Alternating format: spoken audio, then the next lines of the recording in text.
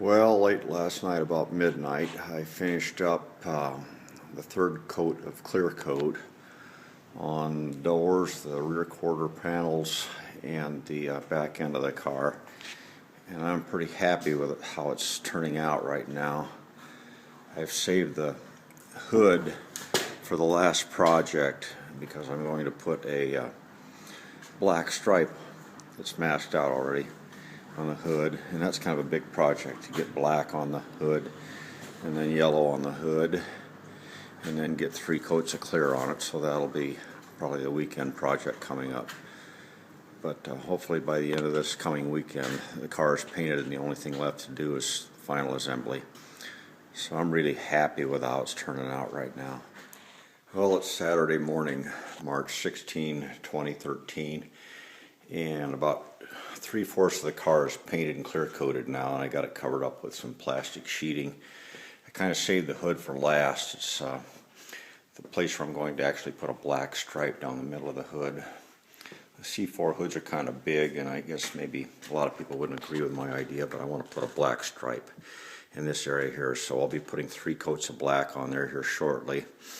And then later today I'll mask off the black stripe and put probably 4 coats of yellow on the rest of the hood and then clear coat it probably this evening, and I'll be done with the painting.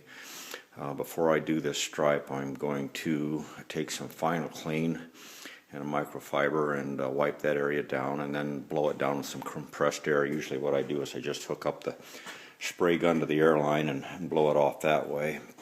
The last thing I do right before I'll paint it is take a tack cloth and wipe it down with a tack cloth. So that's what I'll be doing today.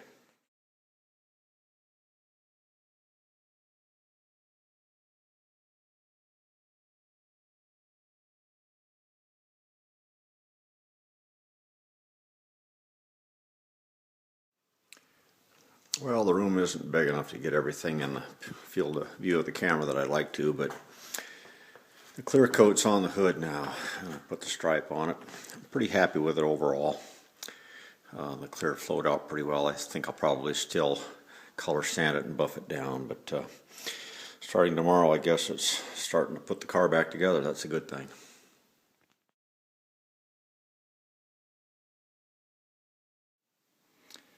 Well, I've been busy and this project is languishing a little bit, but today my goal is to get the hood and probably the doors color sanded and buffed out, and I'm using some 3M products here, and you start off left to right with a coarse rubbing compound and then a mid-grade compound and a finishing compound, and you notice the colors of the caps are white, black and blue, and they kind of correspond to the correct 3M pads down below, a white pad, a gray pad, and a blue pad, and all of those are hook and loop pads, and they'll fit on the surface of this polishing machine that is variable speed and runs anywhere from 100 RPM clear up to 3,000 RPM.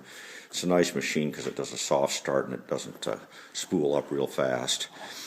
Before I do that, I'm going to be doing some color sanding, and I'm using 1500 grit wet or dry for that. So we've got these sheets of paper that will wrap around this sanding block, and another old style 3M block that's actually pretty good. And sometimes with all the compound curves and stuff that you have in a Corvette, you just need to take a piece of paper and fold it upon itself and use it. And I've already got the left front fender color sanded out, and what we're trying to do here is eliminate any orange peel effect, and I don't have a lot in here anyway, but I'm going to go ahead and try to help it a little bit.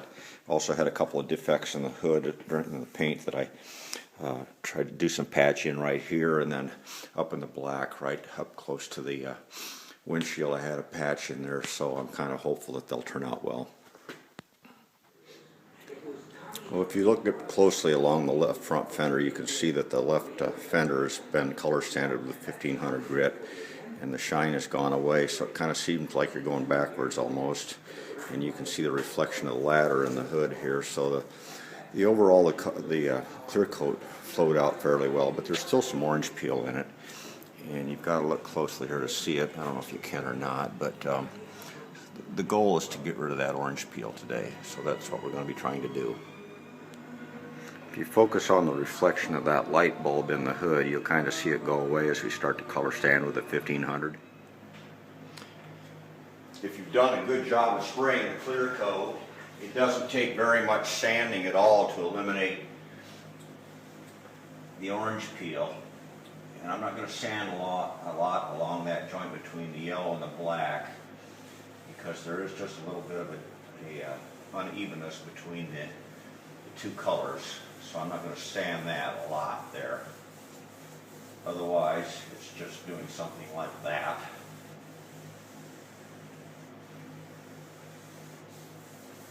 Sanding enough to eliminate the orange peel. If you feel kind of any grinding motion or anything underneath the sanding, stop right away, wipe it off, because that means probably a little fleck of your sandpaper's come off and start grinding a groove into your clear, and you don't want to do that. So that's about all it takes. Wipe it down, check and see if all the orange peel's gone. If it isn't, continue on. So you can see now after the color sanding that basically the light bulb is pretty much gone off the hood, and we've got a nice even 1500 grit finish on the paint. And I'm in the process of color sanding the black stripe. And one tip I would give to any of you guys that are doing this is, as you color sand, if you're color sanding next to these edges, be very careful, because the clear is going to be very thin there. So don't do much sanding there, or even stay away from it a little bit. But the left side of this has been color sanded the first time, and the right side hasn't. You can see that the gloss is still on the right side, and the left side is sanding process is underway. And if you look closely, you can see that I need to go over it again. The orange peel isn't all gone yet. Well, I told you before that I'm the kind of guy that can ignore all the good things that I've done on a car and focus on the few things that I don't like. And so it is this time as well. As I did the color sanding, occasionally I'd find a few fibers. You've got to be really close, within 6 inches probably, to see them.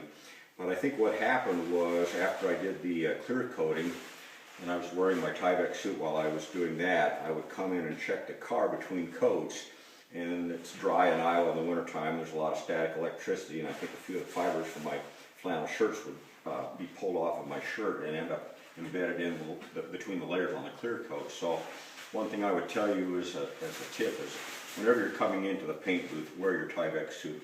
Not only does it protect you, but it protects the car as well from any fibers that would jump off of your clothing and land in the car. But anyway, we're to the place now where the entire hood has been sanded down with 1500 grit wet or dry. And we're going to start off with the number 1 3M on a white pad. And soon I won't be able to set stuff on here anymore. But this is what I'm using for a polisher, and I really like it because it spools up slowly, and I'll turn it on here and you can watch it spool up to speed. So it's on now.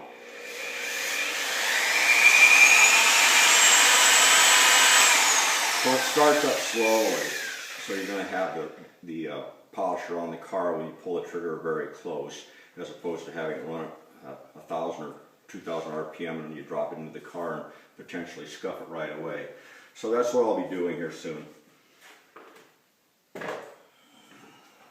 After you finish color sanding, the surface is pretty dull and the water won't beat up anymore. It just lays, and I've already went over this once with a buffer. And as you start going over it with a buffer, you can see that once again the water will start beating up, so that you know that you're starting to finish the surface down correctly again. So I'm going to go over it again with for the second time here with the number 1, or the coarse compound. And they tell you to work an area about 2 foot square. I think the reason for that is so that you're not moving around so much. And I can see already I'm starting to get the deep shine back in the black, so that's kind of pleasing to see again. Seems like you're going backwards sometimes when you start sanding the car down.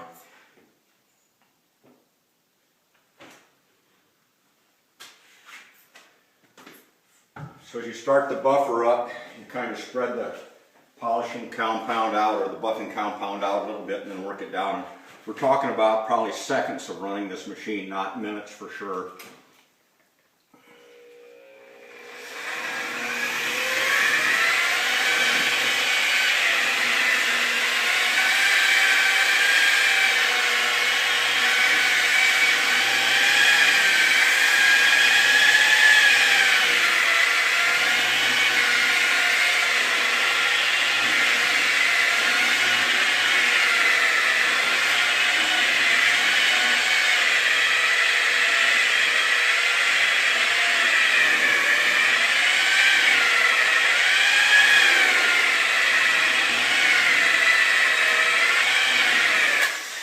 that's about all there is to it. And one tip I'd give anybody that's going to run one of these machines is make sure as this pad turns this way that you roll off the edge, as opposed to with it turning this way and you roll into the edge where you would likely tear the clear coat off the edge. So that's one thing that you need to be careful of when you're doing this. So I've got the driver's side half of the hood polished out with the first step of compound. And I need to move the camera, so I'm going to take it away and continue on the other side with the number 1 or the first step, and then switch to the second step with the gray pad, and the third step, which is the ultra machine polish, the number 3 in the blue pad. When I get all done, I'll give you a close-up of what it looks like, but so far just the first step is really starting to pop. So I started probably 3 or 4 hours ago wet sanding, color sanding with 3M Wet or Dry 1500, and then I worked this down after that with 3M number 1 rubbing compound, 3M number 2 machine polish, 3M number 3 ultra fine machine polish.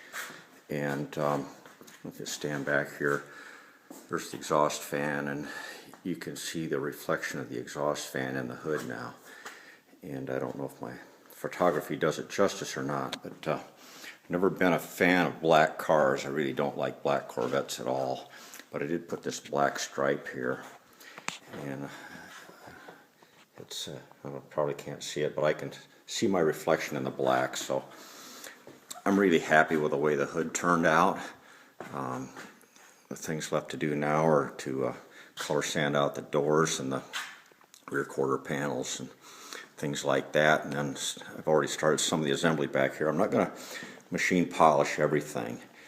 Some of the areas back here with all the edges and curves and moldings and things like that, I have a feeling that I could end up with a disaster if I am not careful with the machine polisher. So I've actually started some of the assembly already. So I'm getting antsy for some good weather in Iowa, some driving weather. So that's kind of where we're at now.